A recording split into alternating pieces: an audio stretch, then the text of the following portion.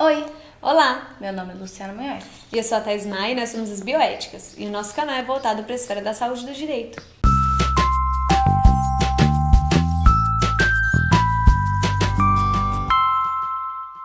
Então, hoje a gente vai trazer para vocês um fato que repercutiu em todos os jornais do Brasil e do mundo, na verdade, quando a revista New Scientist publicou o bebê com 3 pais.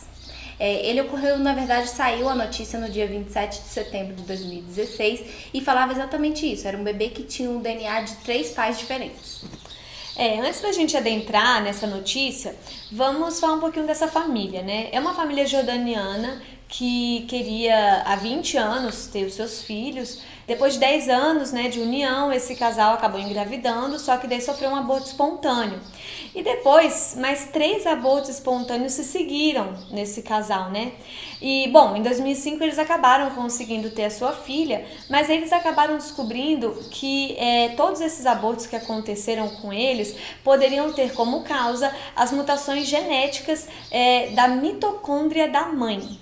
Então, vou trazer para vocês uma aula de biologia bem superficial, só para a gente lembrar o que é mitocôndria. A mitocôndria ela é uma organela membranosa que existe em todos os tipos celulares. Vamos lembrar que existe muito mais de um tipo celular no nosso corpo.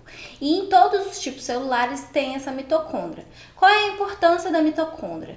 Ela gera força para as células. E qual é a diferença da mitocôndria? Então, por que ela é importante?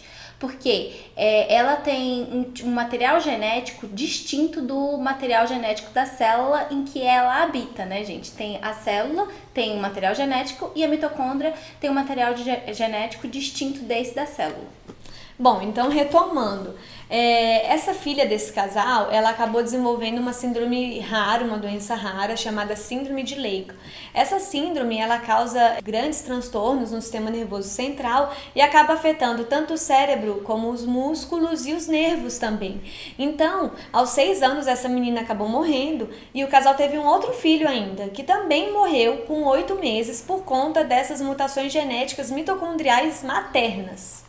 E eles queriam muito ter um bebê que não tivesse nenhum tipo de síndrome por causa da doença mitocondrial da mãe, né? Eles não queriam um filho que tivesse síndrome de Leigh ou nenhum tipo de outro transtorno que as mitocôndrias podem gerar quando elas estão defeituosas, né? Então eles foram atrás de um especialista, um médico especialista em fertilização, que é o John Zhang.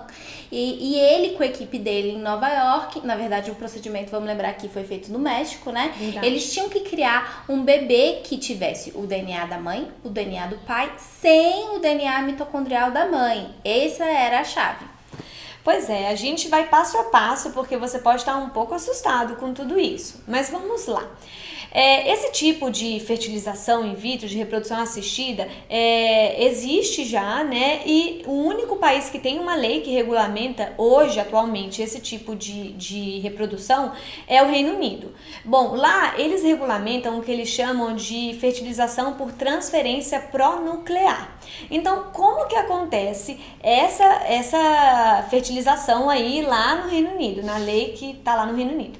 Você tem um óvulo da mãe e você tem um óvulo da doadora.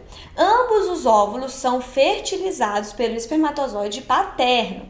Depois, logo no estágio bem inicial de reprodução celular, né, que eles começam a se dividir, o que vai acontecer? Os cientistas vão lá e eles retiram o núcleo do óvulo da doadora e retiram o núcleo do óvulo da mãe. E aí eles pegam esse núcleo da doadora e descartam.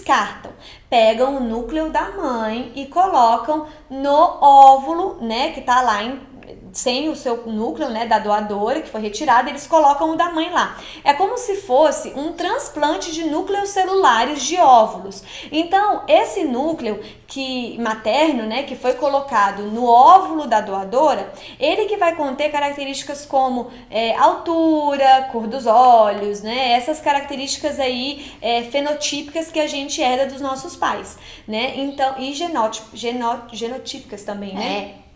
Também vai estar lá contido nesse núcleo. Só que aí esse núcleo ele vai estar nesse vagãozinho, né? Certinho, no caso, assim, sem mutações genéticas, que é da doadora. Então, esse é o procedimento que está lá regulamentado no Reino Unido. Pois é, mas os pais muçulmanos não queriam essa técnica, apesar dela já existir. Então o John Zhang teve que criar uma nova técnica, que ele chamou de Spindle Nuclear Transfer. Gente, eu tentei traduzir, mas eu não consegui uma tradução que fosse sutil ou que de alguma forma desse pra gente entender em português. Então essa Spindle Nuclear Transfer, qual é a grande diferença dela?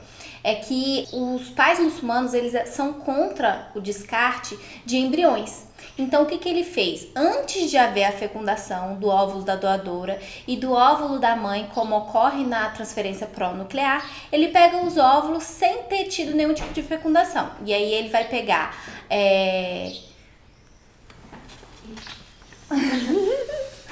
E vai fazer exatamente o que a Thaís acabou de explicar. Ele vai pegar o núcleo materno e vai colocar no óvulo da doadora, já retirado esse núcleo da doadora. Então ele vai estar aqui o óvulo da doadora, o núcleo materno, e a partir daí que vai ter a fertilização e vai se desenvolver então o embrião, né? Vai acontecer a mórula e todos os processos. E o que o Dr. Zhang fez? Ele fez isso 5 vezes, em 5 óvulos diferentes. E um deles não deu problema. Então foi exatamente esse que foi fecundado e acabou gerando o bebê, né? Que a gente viu na reportagem.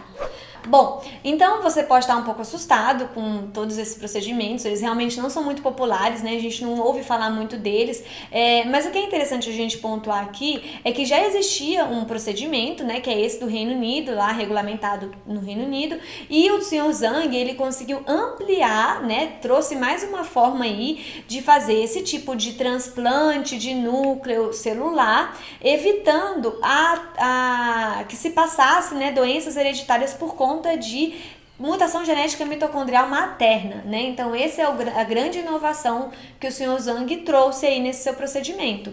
E tudo isso, né, ele conseguiu sem fazer o descarte de embrião, ou seja, ele consegue atender a população que é religiosa mesmo e que não gostaria que fizesse esse tipo de descarte. Um outro ponto que é interessante a gente ressaltar é que todas essas questões relacionadas à reprodução humana assistida trazem consigo conflitos próprios, né, relativos aí até questão de busca de padrões, né, da pessoa perfeita, né? Então, nesse caso aqui, a gente quer pontuar que tudo foi feito para evitar que uma doença fosse passada para esses embriões. Então, no caso, alguns cientistas chegam a enquadrar com uma eugenia negativa, né? Você evitar doenças posteriores, tá?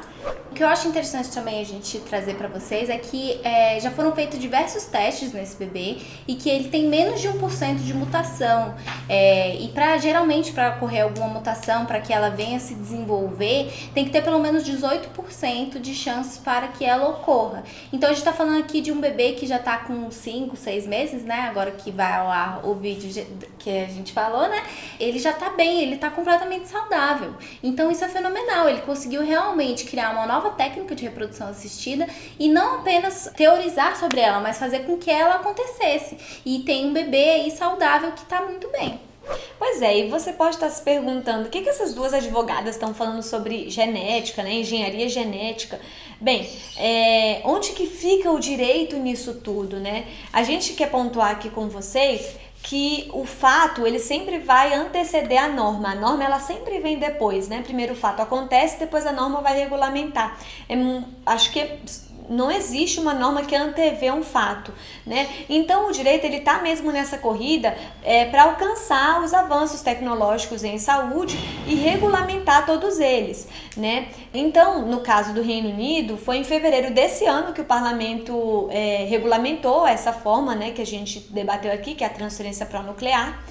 E a gente tem mesmo essas questões mesmo relacionadas à ética, à moral e à própria norma mesmo de regulamentação de como esses procedimentos vão acontecer, quais serão os limites deles.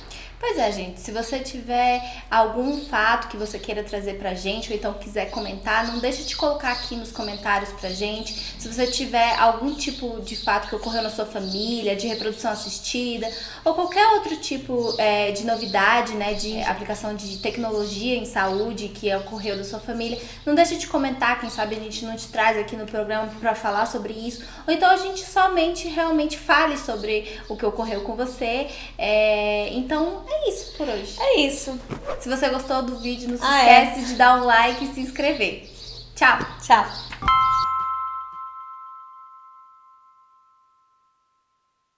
Eu tô com medo do Rodrigo. Eu tô com medo não, tô com dó do Rodrigo. E teve um cabu, rolou um negócio ali. Não, mas fica